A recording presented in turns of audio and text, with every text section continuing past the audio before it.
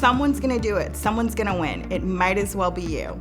And the average college graduate makes $1 million more in their lifetime. So if I told you that I had a winning lottery ticket that was worth $1 million, would you tell me no?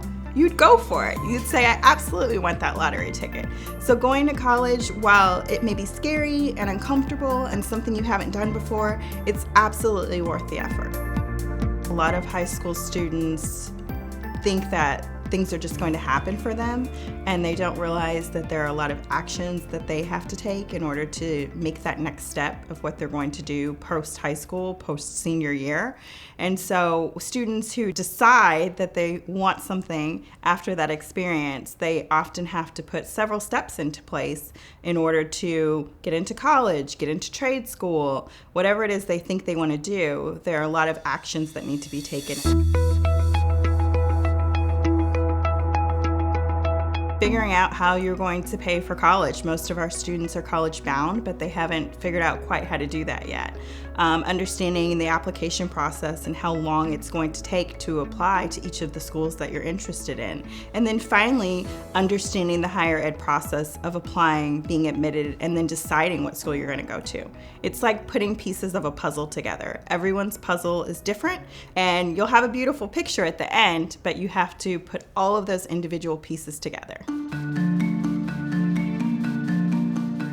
Someone's going to get the scholarship, and I think that every young woman has an amazing story to tell. We've all overcome something. So if you're willing to reveal a part of yourself and share a part of yourself in your story, that's likely to result in a scholarship for you or several scholarships. So I encourage young women to be candid, to value their story, and to be willing to share their story. We want to see who you are. We want to be able to have a picture of you. We want to understand your background, your challenges, your opportunities, the things that you are really good at. Why have you made this choice to move in a certain career path and develop certain credentials? And we also want to know, as will any other university or college, can you undertake the financial burden? Are you making good decisions? Because we are an investor in you, as would be other colleges and universities. As an investor in your education, we're looking to understand that you're ready to make a commitment to the totality of that education, and that you've done the work to understand what the cost is and what the outcomes will be for yourself. And we also look forward to hearing from you, as we do from many of our alumni, and continue our investment with you in graduate scholarships. Networking within your school, joining clubs and organizations so you're with like-minded young women, and they'll be able to tell you where scholarships are with different local organizations, state organizations, national organizations, as well as scheduling with your guidance counselor. They know where scholarships are as well. So I encourage you to reach out to folks who are in the field, whether that's your educators or your peers, and they'll be able to tell you where the scholarships are. Also, as you apply to colleges and universities, they all have scholarships, and they're often slotting students for scholarships as part of the application process. So you have to apply to be considered for those scholarships. When you're looking at the cost of education, in elementary school, we're all taught to add and subtract, right? So we've all got that skill set in our wheelhouse. And so really asking the institution that you're looking at going to provide for you the cost of education. So you know exactly what it costs to go to school there. Not just the tuition, not just the fees, but also any housing costs, food estimates. We have what is called an award letter in higher education. And once you apply, within a couple of weeks, the financial aid office will send you an award letter. And it has that detailed information. And it'll show you exactly what is not going to be covered. And so you'll have to see if that works for you, if you're able to work and save that money in order to attend, or if it's just out of your means. And at that time, if it is out of your means, you just can't go to that school. And you'll need to consider a state school or a state college or university that's potentially closer to home. You don't want to be in a position where you have no place to live, or in a position where you cannot afford to be in the place that you've gone to. So it's very important that you consider the total cost of education, the dollar of cents of it all, and just, figure out if you can actually afford it.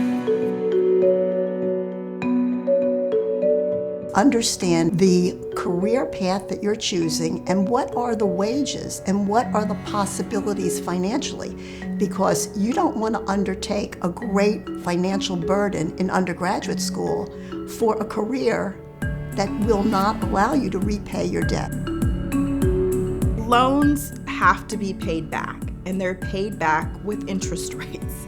And oftentimes, students think, I'll just get this really great job and I'll be able to pay them back. We actually have a student loan crisis in this country because that's just not how it works. So you don't want to be one of those millions of Americans who cannot pay back their student loans when you have the choice right out of high school to do something that's more affordable.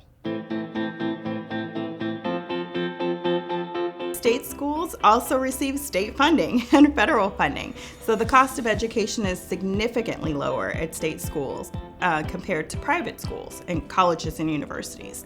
Often students are lured to private colleges and universities because of the prestige factor. So it seems like a really great place to go to, and you drop that name to some of your peers and you're really impressed with yourself, but that may not be the best and most economical way to go to school.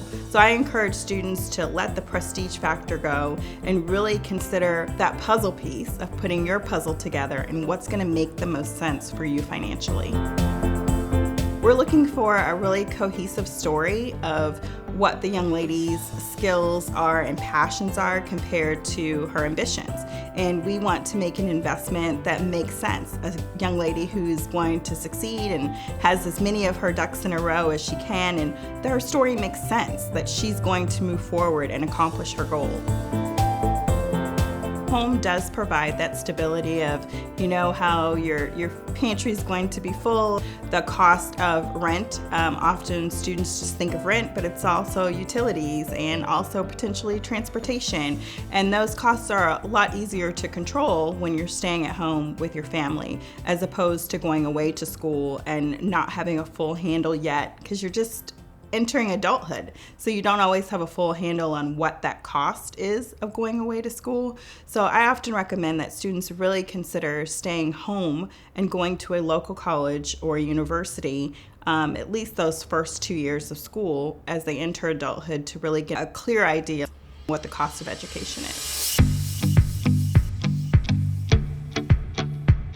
FAFSA is the free application for student aid. It is how you get federal funding.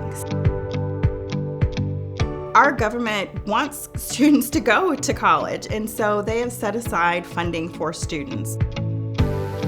Many of our students qualify for grants. Grants are free money, doesn't have to be paid back. And the way to see if you qualify for a grant is through the free application for student aid.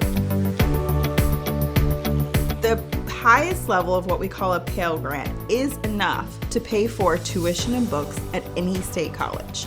So every young lady can go to school. There's just no excuse. You may need to go to state college first and then transfer to another university, but every young lady can go to college.